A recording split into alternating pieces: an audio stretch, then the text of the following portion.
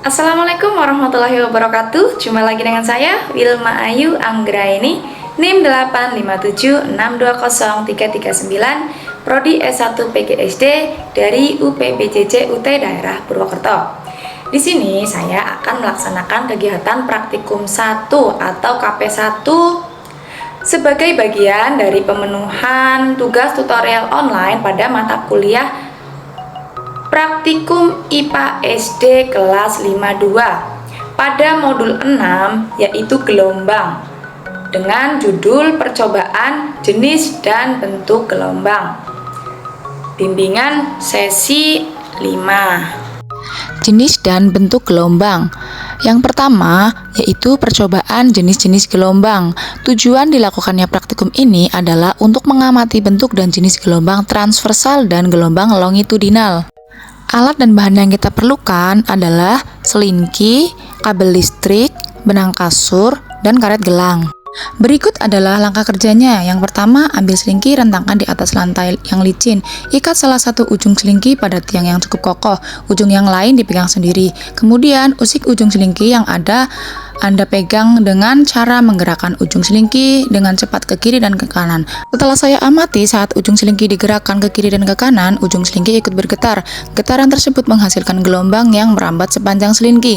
Yang merambat pada selingki adalah energi getaran, sedangkan medium selingki yang bergetar di tempat. Gelombang yang terbentuk merupakan gelombang transversal. Pada gelombang transversal, arah getar tegak lurus terhadap arah rambat gelombang. Contohnya pada arah getar yaitu ke kiri dan ke kanan, sedangkan arah rambat gelombang adalah sepanjang selingki menuju ujung lainnya. Percobaan selanjutnya yaitu dengan mengikatkan karet gelang di tengah-tengah selingki. Lalu usik lagi ujung selingki yang dipegang secara berulang-ulang.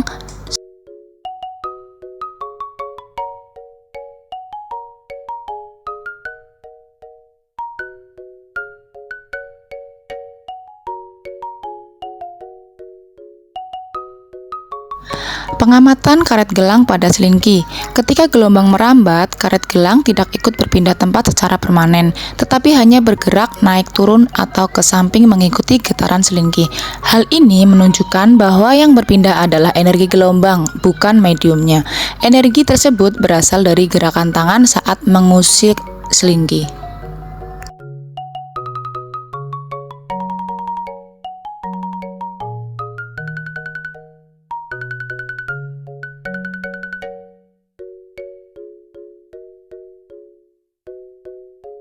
Percobaan selanjutnya yaitu selingki diganti dengan kabel listrik. Hasil percobaan menggunakan kabel listrik hampir sama dengan selingki karena keduanya dapat menghasilkan gelombang transversal. Namun terdapat perbedaan yaitu selingki lebih lentur sehingga gelombang lebih mudah diamati. Sedangkan kabel listrik lebih kaku dan berat sehingga gelombang merambat lebih lambat dan bentuk gelombangnya kurang jelas. Percobaan selanjutnya yaitu gelombang longitudinal dengan cara merentangkan selingki di atas lantai yang licin kemudian mengusiknya dengan cara ke depan dan ke belakang. Setelah diamati pada gelombang longitudinal, arah getar sejajar dengan arah rambat gelombang. Contohnya adalah arah getar maju dan mundur, sedangkan arah rambat searah dengan getaran sepanjang selingki. Gelombang longitudinal ditandai adanya rapatan dan renggangan pada selingki. Perbedaan gelombang transversal dan longitudinal. Gelombang transversal memiliki arah getar tegak lurus terhadap arah rambat, sedangkan gelombang longitudinal memiliki arah getar sejajar dengan arah rambat.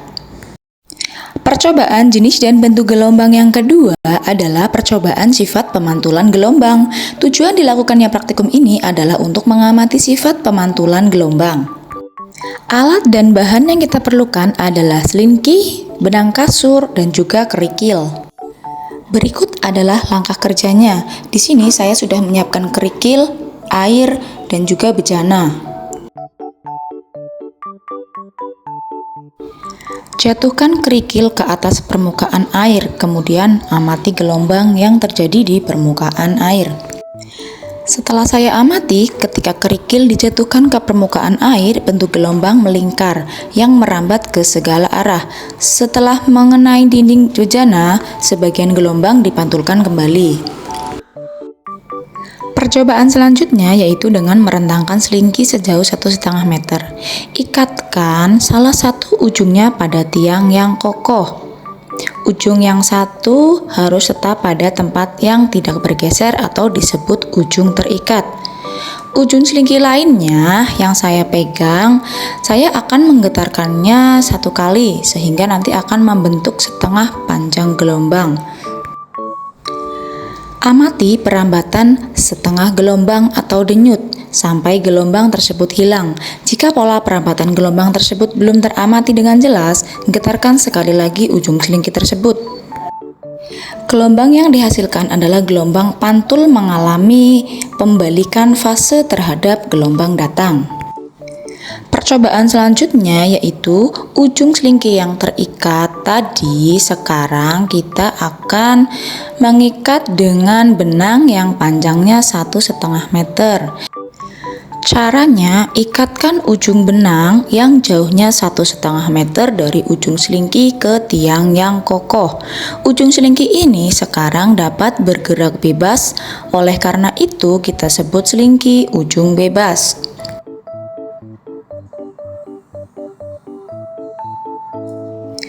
Getarkan ujung selingki yang dipegang 1 kali sehingga membentuk setengah panjang gelombang. Hasil pada selingki ujung bebas, gelombang pantul tidak mengalami pembalikan fase. Percobaan jenis dan bentuk gelombang yang ketiga adalah percobaan gelombang stasioner. Tujuan dilakukannya praktikum ini adalah untuk mengamati gelombang stasioner. Percobaan gelombang stasioner. Karena tidak tersedianya alat satu daya dan pewaktu ketik, percobaan gelombang stasioner di sini saya melakukan dengan cara alternatif, yaitu menggetarkan tali secara manual dengan menggunakan tangan. Caranya yaitu salah satu ujung tali kita ikat pada tiang.